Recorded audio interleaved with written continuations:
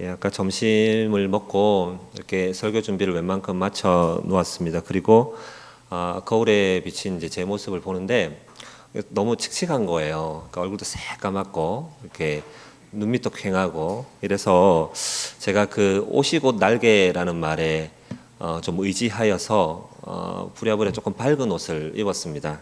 그랬더니 옷만 날개입니다. 얼굴은 동일하게 좀 새까맣고 칙칙한데 여러분 이럴 때는 눈을 감으시고 이제 말씀에 귀를 기울여서 마음판에 좀 새겨 보시기를 주의 이름으로 축원합니다. 우리 5월을 가정의 달이라고 해요. 오늘 5월 1일인데 어린이날, 어버이날, 성년의 날, 부부의 날이 5월에 있습니다. 뭐가 먼저인지는 모르겠습니다. 이러한 날들이 있어서 가정의 달이라고 하는 것인지, 가정의 달을 정하고 이러한 날들을 편성한 것인지 정확히 알 수는 없지만 하나님이 은혜로 엮어주신 이 제 가정을 보면서 이 5월 가정의 달을 좀 의미 있게 바라봅니다. 유일한 관심이 있다면요, 가족 모두가 믿음 안에서 두루 영육 간에 강건해지는 것, 이것이 아니겠나 싶습니다. 예수 그리스도와의 인격적인 만남, 곧 죄 중에 잉태된 자신을 알고 예수의 대속으로 말미암은 은혜로운 구원을 얻고 감사의 감격으로 사는 것, 이것이 첫 번째겠고요. 두 번째로 구원의 확신과 믿음은 있으나 이 동시에 이 구원을 이미 얻었다 함도 또 온전히 이루었다 함도 아니니 성화의 삶을 기꺼이 잘 살아내는 것, 이것이 우리 가정의 표본이었으면 좋겠고 그와 같은 삶을 함께 살아가기를 기대합니다. 예전에는 이제 우리 그런 표현을 많이 쓰지 않았습니까? 아버지가, 어머니가 그 가정의 믿음의 제사장이다. 그래서 그 가정의 믿음을 이끌고 가는 주체였지만 조금 시간이 지나고 보면 자녀들 안에서 일어나는 하나님의 이 놀라운 은혜와 역사들을 보면서 같이 지어져가는 공동체는 가정 안에서도 다르지 않구나라는 것을 알게 되는 것이죠. 그러나 이것이 그리 만만한 일은 아니다 싶습니다. 근 20여 년을 이제 교육부 사역자로 교육부를 맡아오면서 느끼는 것은 우리의 자녀들은 이미 도래한 천국을 맛보며 살거나 또 천국 백성다운 거룩을 추구하는 삶을 사는 자녀들의 수가 생각보다 그리 많지 않다라는 겁니다. 그때 그러니까 20여 년 전이겠죠. 그때 그 제자들이 지금은 결혼하였고 이제 아이를 출산하고 그 아이들을 양육하고 있습니다. 그러면서 이따금 통화를 하면 자신의 자녀들의 신앙의 문제에 대해서 얘기를 해요. 그러나 여전히 20여 년 전 그때와 지금이 동일하게 그들 안에서 어떤 말씀의 역사나 경건을 추구하는 삶은 살아가고 있지 않다라는 것을 보게 되어요. 이유가 뭡니까? 말씀을 배우고 하나님을 아는 지식을 갖는 것이 우리나 우리 자녀들에게나 현저히 부족하기 때문에 그렇다라는 생각이 듭니다. 일주일의 삶을 살면서 과연 우리는 얼마나 많은 시간 또 많은 집중력을 가지고 하나님의 말씀을 대하고 있습니까? 삶에서 이 가정의 우리 구성원들과 함께 식탁을 마주하고 앉았을 때에 우리가 주요 관심사로 또 함께 이 소통할 만한 화제가 되는 것은 무엇입니까?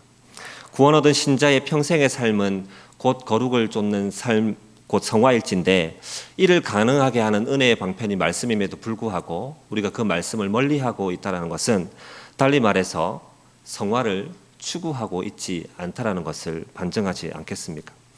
이를 확인할 수 있는 오늘 본문을 통해서 2000년 전에 사도 바울이 이 디모데에게 주었던 대안을 고스란히 작금의 우리에게로 가져와서 투영해보고 우리는 이 문제를 어떻게 타개해 나갈 수 있을지를 살펴보고자 합니다. 본문을 한번 이해하면 좋겠는데요. 디모데전서의 또 후서의 대략적인 이해는 이렇습니다. 본문은 사도 바울이 자신의 믿음의 아들이자 에베소 교회의 후임 목회자로 세웠던 디모데에게 보냈던 목회 서신, 이렇게 불러요. 전서의 경우에는 에베소를 떠난 바울이 마게도니아 지역 곧 빌립보에서 급하게 들려온 에베소 교회의 소식을 듣고 이 디모데에게 썼던 편지를 말합니다. 디모데 후서는 주후 64년경에 가택 구금 상태에 있던 바울이 추록하였고 그 이후 2, 3년이 지난 67년여경에 2차 투옥이 되게 되는데 그 투옥 기간에 기록한 것이 바로 디모데 후서가 됩니다. 대부분의 초대 교회가 거짓 교사들의 가르침 때문에 몸살을 앓았는데 이 에베소 교회도 예외는 아니었던 것 같습니다. 거짓 가르침의 영향은 종종 신자로 하여금 자신들의 믿음을 잃게 하고 그 믿음에서 파선하게 하였는데, 후메네오와 알렉산더 같은 사람이 대표적인 인물이었고, 그들은 자신들의 믿음에서 떨어졌을 뿐만이 아니라 교회 공동체의 이 구성원들도 그러한 지경으로 몰아넣는 악한 역할도 감당했던 것을 보게 됩니다. 이에 바울은 디모데 전후서를 관통하며 이 문제를 해결할 수 있는 유일한 방편 한 가지를 말하고 있는데, 그것이 바로 경건입니다. 사도 바울의 이 목회 서신에서 부각되어져 있는 이 단어가 바로 경건이라는 거예요. 그렇다면 경건, 유세베이아라고 부르는 이 경건은 무엇입니까? 원어상의 의미는 하나님을 바르게 섬기는 것이라고 얘기를 할 수 있습니다. 그리고 이 유세베이아를 영어 표현으로 바꾸자면 godliness라는 단어를 쓰는데, 이것은 곧 하나님을 닮은 이라는 의미를 갖고 있다고 할 수 있습니다. 우리가 하나님을 닮은 모습을 우리의 표현으로 가져온다면 어떻게 얘기할 수 있습니까? 하나님이 나를 닮으라는 표현으로 쓰고 있는 것은 내가 거룩하니 너희도 거룩하라 라는 말일 겁니다. 그래서 경건과 거룩, 하나님을 바르게 섬기는 것, 곧 예배일 테고 성도의 삶이 될 것입니다. 이 모든 것은 하나의 의미라고 볼 수 있는 것이죠. 본문 1절부터 9절까지의 내용을 통해 보면서 이 경건치 못한 자들에게 드러나는 양상들을 한번 살펴볼 텐데, 첫 번째는 하나님보다 더 사랑하는 것을 좇고 있다라는 것을 말해주고 있습니다. 하나님보다 더 사랑하는 것에는 어떤 것이 있습니까? 돈, 자랑, 교만, 비방, 부모 거역, 감사하지 않는 것, 거룩하지 않는 것, 무정한 것, 복수심, 모함, 무절제, 배신, 조급함, 자만, 이 모든 것을 일축하면 자기사랑, 이렇게 말할 수 있습니다. 그리고 다 열거할 수 없는 쾌락을 사랑하는 것도 하나님보다 더 사랑하는 것이다 라고 바울이 얘기해주고 있어요. 신명기 6장 5절에는 너는 마음을 다하고 뜻을 다하고 힘을 다하여 내 하나님 여호와를 사랑하라 라고 명령하는데, 하나님을 사랑하는 범위와 그 정도가 어떠해야 하는지를 말해주고 있는 것이죠. 마음과 뜻과 힘을 다한 사랑에 실패하게 되면 자신이 삶의 우선순위가 되고 말아요. 하나님을 삶의 우선순위에서 제하고 자기의 돈과 쾌락으로 대신한다면 모든 다른 악들이 자연히 뒤따라올 수밖에 없다는 것을 우리에게 말해주고 있는 것입니다. 이것은요, 하나님을 바르게 섬기는 삶이 결코 아닙니다. 경건의 삶이 아니라는 얘기이죠. 두 번째는요, 경건의 모양만 있고 실제적인 능력은 부인하는 삶이다라고 말하고 있어요. 그렇다면 경건이 하나님을 바르게 섬기는 것이라면 경건의 모양이라고 얘기를 하는 것은 대체 무엇을 말하는 걸까요? 그것은 초대교회에 만연했던 이단들, 에비온주의자들 또는 영지주의자들의 가르침을 따르는 내용들이었던 것 같습니다. 이들은 예수님의 신성을 부인하고 유대교적 율법과 전통을 중요하게 여겼던 사람들입니다. 할례를 행하고 율법을 지켜야 한다고 주장했던 자들이었습니다. 또는 그리스 철학에 기반을 두고 육체의 부활을 부정하는 자들이었습니다. 영적인 지식이 중요하니 육적인 필요를 채우는 일체의 모든 것을 부정하고 금욕적인 삶을 살아야 한다고 말하는 자들이기도 했습니다. 경건의 모양은요, 단순한 외적 행위와 같은 것이었을 겁니다. 디모데전서 4장 8절을 보면 육체의 연단은 약간의 유익이 있다고 말하는데, 여기에서 말하는 육체의 연단, 곧 일부 금욕적인 삶을 살거나 금식으로 기도하는 시간을 지키는 이러한 일들은 일부의 유익이 있다라고 말해요. 그러나 결혼을 하지 않고 어떤 음식물을 먹지 못하게 하는 이와 같은 일체의 모든 것들을 경건으로 보는 것은 안 된다라고 얘기를 하는 거죠. 그러면 진정한 경건이 목표로 하는 것은 무엇입니까? 그것은 앞서 얘기한 대로 거룩이지요. 하나님을 닮은 삶을 살도록 하는 것, 하나님을 바르게 섬기는 것, 바로 이것이란 말입니다. 거짓 교사들의 가르침은 거룩을 위해서 결혼도 하지 말아야 하고 거룩을 위해서 금욕하라고 가르쳤던 거예요. 그리고 그렇게 보여지는 모양새로 이를 경건이라고 불렀다라는 말입니다. 하지만 바울은 이 거룩은 그러한 행동으로 되는 것이 아니라, 그러한 금욕적인 것으로 되는 것이 아니라 오직 하나님의 말씀과 기도로 거룩해진다라고 얘기하고 있다라는 말이죠. 정리하면 이런 말이 됩니다. 여러분, 경건은 하나님을 바르게 섬기는 것이에요. 하나님을 바르게 섬긴다는 것은 하나님의 눈높이에 맞는 삶을 살아드리는 거죠. 곧 하나님이 말씀하신 바 그분의 거룩을 쫓아 살아가는, 거룩을 추구하는 삶이어야 한다라는 겁니다. 하나님의 그 말씀에 순종하는 삶이어야 한다라는 거죠. 이게 뭐예요? 이게 바로 경건이라는 거죠. 세 번째, 헛된 경건, 경건을 쫓지 않는 삶을 산다면 진리에 이르지 못하는 끝없는 무의미한 배움만 반복한다라는 거예요. 무슨 말입니까? 거짓 교사들 중에는 남의 집에 가만히 들어가서 연약한 이들을 미혹하는 자들이 있었습니다. 윌리엄 D. 바운스라는 주석학자는 그런 자들을 일컬어서 종교 협잡군이라고 불렀습니다. 오늘로 치면 교회 안팎에서 다양한 집회와 학습의 자리가 있지만 그것은 모든 것이 다 헛것만 쫓는 삶과 같다라는 겁니다. 이 모든 것은 거짓 교사들 때문이죠. 처음에는 우리가 그것을 경계해요. 그러나 어느 순간부터 스며들게 되면요, 이런 것에 붙들릴 수밖에 없는 것이죠. 디모데전서 1장 4절에서 이런 유의 것을 끝없는 족보, 4장 5절에는 망령되고 허탄한 신화라고 말하면서 오늘 우리에게로 가져온다면 세간의 이슈나 어떤 이 세상적인 학문이나 어떤 그 영적인 심오한 비밀이라고 말하는 일련의 모든 것들을 다 여기에 포함할 수 있다라는 겁니다.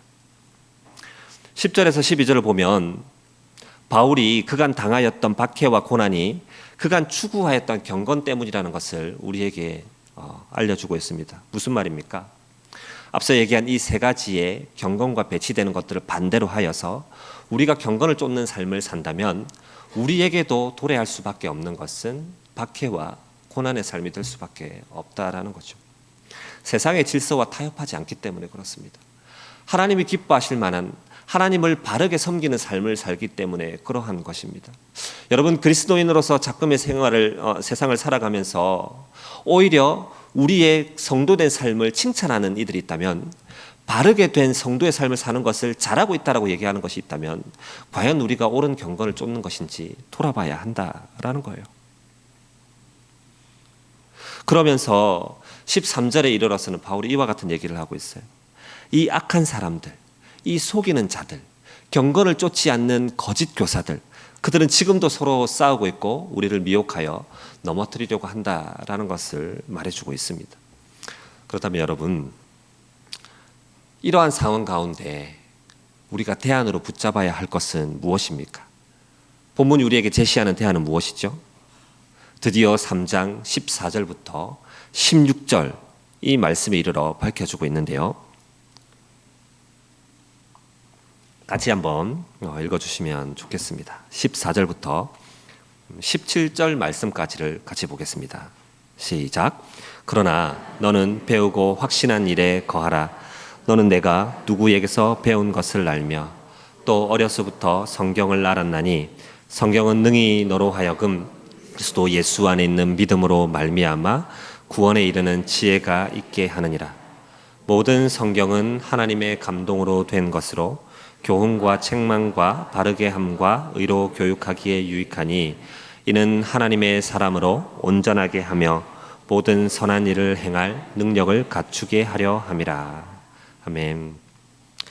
여러분, 우리가 그간 즐겨 읽고 암송했던 이 말씀의 진가가 여기에 드러납니다.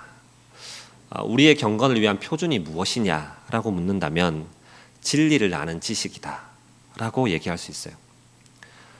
동일한 목회 서신인 디도서 1장 1절로 2절에서도 바울은 자신이 사도된 목적이 하나님이 택하신 자들의 믿음, 그러니까 우리가 되겠고 성도가 되겠죠. 성도들의 믿음, 그리고 그들의 경건함에 속한 진리의 지식, 그리고 영생의 소망을 위한 것이라고 얘기하고 있습니다. 경건에 관하여는 나눌 얘기들이 참 많이 있지만 우리는 오늘 이 진리의 지식, 곧 하나님의 말씀을 어찌 대해야 하는가, 또 그 말씀을 증거하는 자들을 어떻게 보아야 하는가에 집중해서 보고자 합니다. 15절을 보면 하나님의 말씀 때문에 믿음으로 말미암은 구원을 얻는다라는 것을 알려줍니다. 아멘이십니까? 여러분 가운데 우리에게 주신 구원이 주의 말씀으로 말미암은 것이 아니라 어느 날 갑자기 불현듯 내 눈에 환상으로 보여주신 그 무엇 때문에, 특별한 음성 때문에 구원 얻은 이들이 있다라고 한다면 그 구원은 다시 점검해야 하는 구원이다라는 겁니다. 신분의 변화, 상태의 변화를 일으키는 이 구원의 역사는 하나님의 말씀으로만 말미암는다는 것을 지적해주고 있는 것이죠. 그런데 그 신분에 걸맞는 삶을 살 수 있도록 하는 동력, 그 동인 또한 하나님의 말씀이라는 것을 우리에게 말해주고 있습니다. 말씀으로 구원 얻은 그 이후의 삶이 다른 데서 있는 것이 아니라 우리를 구원 얻게 하신 하나님의 말씀, 그것에 있다는 것을 말하고 있다는 거죠. 16절과 17절인데요. 모든 성경은 하나님의 감동으로 된 것으로 교훈과 책망과 바르게 함과 의로 교육하기에 유익한데 이는 하나님의 사람으로 온전하게 하여 모든 선한 일을 행할 능력을 갖추게 하는 것이다. 아멘. 첫 번째 것이 상태와 신분의 변화였다면 두 번째 것은 그 신분에 걸맞는 삶을 살도록 하는 것이란 말이죠. 이것도 무엇으로 말미암아요? 하나님의 말씀으로 말미암는다라는 겁니다. 여러분, 이 코로나 팬데믹으로 인한 2년 반의 시간이 우리에게 여러 영향들을 주었습니다. 우리는 그 기간 동안에 교회가 이 문제들을 돌파해 나가는 데 갖가지 여러 도구들을 사용을 했습니다. 그것 줌도 있고 또 유튜브를 통한 설교 송출도 있고 다양한 것들이 있습니다. 우리에게 선한 영향력이 되었고 좋은 역할을 했습니다. 그러나 동시에 그것이 양날의 검이 되어서 가장 큰 악영향을 끼친 것 중에 하나도 바로 영상으로 인한 설교라고 생각합니다. 특히 교단 교파를 불문하고 몇 개의 단어만 입력하면 그 출처조차 불분명한 설교들이 난무하고 있어요. 우리의 다음 세대들이, 우리의 성도들이 그 근거조차 알 수 없는 설교를 들으면서 은혜 아닌 은혜를 받고 그것을 쫓고 살아간다는 말이죠. 우리 신학, 우리의 신앙과 정면 배치되는 내용을 담고 있지만 처음에는 쉽게 분별할 수 없는 내용들이 참 많이 있다는 것을 잊어서는 안 됩니다. 지난 주일 1청년부 예배 시간에 이단 세미나를 했습니다. 이름만 들어도 금세 알 법한 대표적인 이단의 술수를 안내하고 또 경계하도록 돕습니다. 이것을 멈추지 말아야 하는 것이죠. 일깨워주는 이들이 있어야 합니다. 세미나에서 들은 내용뿐만이 아니라 이에 못지않은 거짓 가르침에 주의를 기울여야 한다는 것도 절대로 간과해서는 안 됩니다. 여러분, 최근 미국의 한 한인교회에 당한 어려움을 들은 적이 있습니다. 이민교회가 300여 명의 성도들이 모였다는 것은 굉장히 큰 교회라는 것을 말해주고 있어요. 담임 목회자가 얼추 30여 년의 목회 생활을 하면서 건강하게 세운 교회였습니다. 그런데 교회 성도 중 한 가정이 경기도 성남 출신의 어느 전도자의 집회를 다니면서 교회에 문제를 만들어내기 시작을 했습니다. 이내 교회가 깨져버렸다는 얘기를 들었어요. 그는 이른바 신사도 부흥운동이라고 하는 일종의 은사주의 또 신비주의자였습니다. 건전한 교회 역사 어디에도 찾아볼 수 없는 독특한 용어와 또 그 사역의 방법들을 사용하면서 미혹하고 있는 자들이었다는 거죠. 오해 없으시기 바랍니다.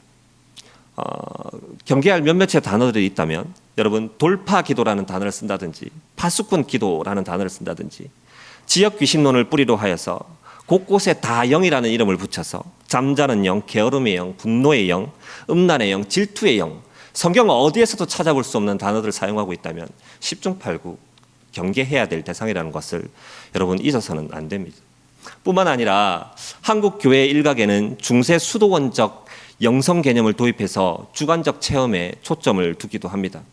저 역시도 그간의 훈련과 사역기간 동안에 셀 수 없이 많은 체험들이 있고 그래서 이를 절대적으로 부인하지 않습니다. 하나님께서는 하나님의 필요에 따라 오늘날에도 다양한 은사와 방법으로 역사하실 수 있습니다. 그러나 교회의 핵심 가치, 교회가 추구하는 것이 말씀 위에 그것이 있어서는 안 됩니다. 우리가 경건을 쫓는 방법은 오직 하나님의 말씀, 그리고 그 말씀을 기반으로 한 기도여야 하는 것이죠. 동의가 좀 되십니까? 여러분, 우리의 기도 생활은 어떻습니까? 저를 가르쳤던 목사님은 지금도 저에게 동일한 얘기들을 하고 있습니다. 교회가 힘있게 서기 위해서는 교회 안에 세 가지 특공대를 두어야 한다. 특공대라니까 옛날 말이죠. 새가족 특공대, 새가족반이 잘 서야 하고, 그리고 또 하나가 뭘까요? 기도 특공대가 잘 서야 합니다. 하나는 제가 동의하지 않는 부분이라서 내려놓겠습니다. 이 기도 특공대를 얘기할 때 바로 중보 기도를 말하고 있어요. 다른 사람을 돕는 기도 정말 중요하죠. 앞서 얘기한 누군가를 이 거룩하게 하는 것에서 말씀과 기도로 거룩해진다라는 표현을 쓰지 않았습니까? 여기에서 말씀이라는 것은 창세 때부터 말씀하신 하나님의 그 어미하고 능력 있는 말씀을 얘기합니다. 기도에 사용된 이 헬라어 용어는 성경에서 딱 두 군데 사용이 되었습니다. 그것도 동일하게 디모데전서에서만 사용이 됐어요. 말씀과 기도로 거룩해진다라고 얘기할 때 이 기도가 다른 한 곳에 쓰인 곳은 어디냐면 바로 도고라는 단어에 사용이 됐다는 겁니다. 다른 사람을 위한 기도, 다른 사람을 위한 그 기도가 거룩해진다는 거예요. 그럼 무슨 말입니까? 말씀과 기도로 거룩해지는 것은 나의 거룩을 위한 말씀, 나의 거룩을 위한 기도가 아니라 다른 이들을 거룩하게 세워가는 데서 말씀으로 거룩히 세워야 되는 것이고, 그 기도로 그를 거룩하게 세운다는 것을 말하는 거죠. 말씀이 동인이 되는 것은 당연한 얘기다라는 겁니다. 여러분, 그러나 그 어떤 체험도 어떤 간증도 하나님의 말씀을 대신할 수 있는 것은 없습니다. 더 정확하게는 교묘히 그 말씀의 대역으로, 그 말씀을 대신할 무언가로 비춰지게 하는 것도 안 된다라는 겁니다. 초대교회가 세워진 이후 로마 가톨릭이 권세를 가졌던 중세 때의 가장 큰 횡포는 하나님의 말씀을 독점하는 것이었어요. 그 말씀을 성도들에게 주지 않았다라는 겁니다. 성도들에게 성경을 주지 않은 거죠. 어렵디 어려운 라틴어를 읊으면서 자국어로 된 성경을 발간하는 것은 죄악으로 여겼던 것들이 그들이었단 말입니다. 그런데 오늘날 이 은사주의 운동과 신비주의를 표방하는 이들은 어떻습니까? 마치 66권의 성경이 다 계시가 되었음에도 불구하고 하나님이 미처 말하지 못한 것을 감추어 두었다, 나에게 그것을 말해 주었다라고 얘기하면서 이 성도들로 하여금 미혹하게 하는 것이죠. 얼마나 완악한 일인지 모릅니다. 그런데 이것이 성도들의 이 구원의 확신 또는 그들이 그 말씀을 얼마나 진중하게 생각하는가에 집중해서 보면 얘기는 또 달라집니다. 여러분 한번 생각해 보시겠어요? 제가 한번 여쭤보면 마음으로 답해 주십시오. 구원의 확신이 있습니까? 정말 마음으로만 답하시는군요. 오늘 밤 우리의 생명을 걷어가시면 천국에 갈 확신이 있습니까? 그 확신은 한결같았습니까? 때때로 요동하지 않으셨나요? 넘어지기도 하고 쓰러지기도 하고 우리의 죄악의 문제에 주저앉게 되면 내 구원의 확신이 흔들리지 않으셨습니까? 그런 적이 분명히 있을 거예요. 왜 그렇죠?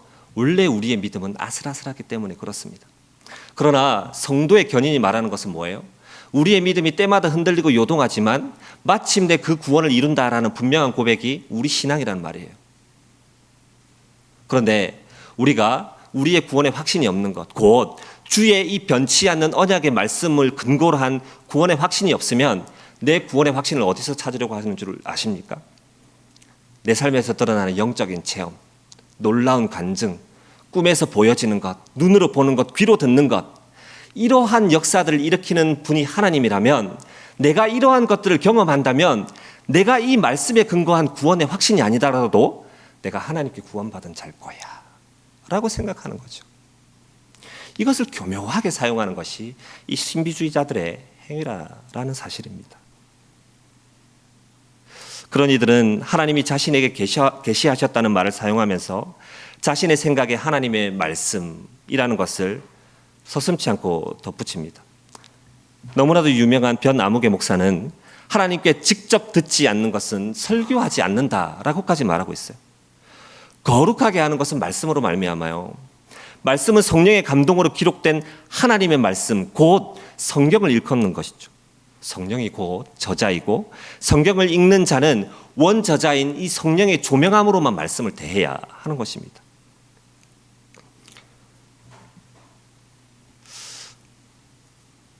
다뤄야 할 내용들이 많지만 일부 일축하고 말씀을 좀 정리하겠습니다.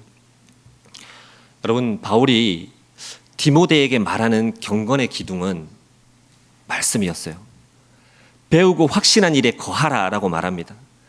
당연히 이 배움은 말씀으로 말미암은 거죠. 말씀을 배운 것을 말합니다. 그리고 그 가르친 이가 누구인지 짐작하게 하는 대목이 나와요.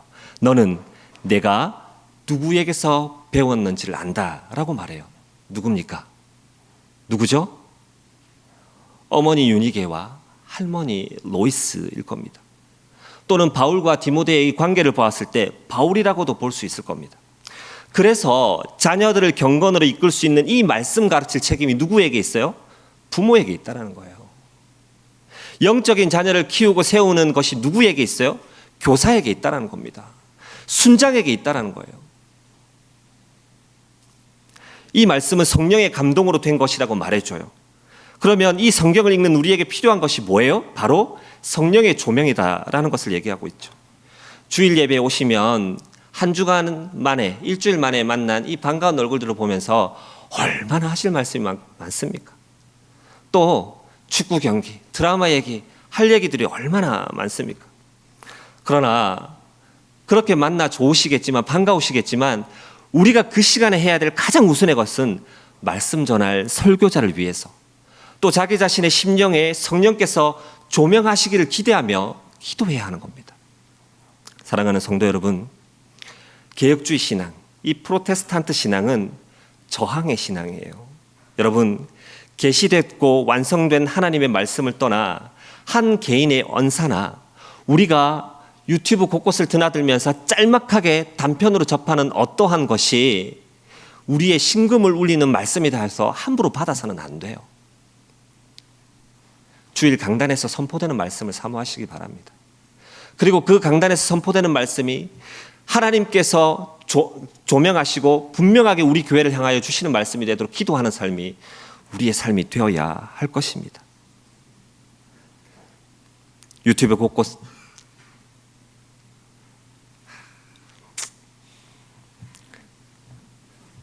제가 너무 이 안타까운 마음에 자꾸 저기를 하게 되는데, 여러분, 말씀을 읽는 것은 시간을 내어드려야 하는 수고로움이 있습니다. 말씀을 진중하게 살피고 연구하고 묵상하는 일은 쉬운 일이 아닙니다. 이 베레아 교회 성도들이 행하였던 말씀이 그런가 하여 상고하는 일은 만만치 않은 일입니다.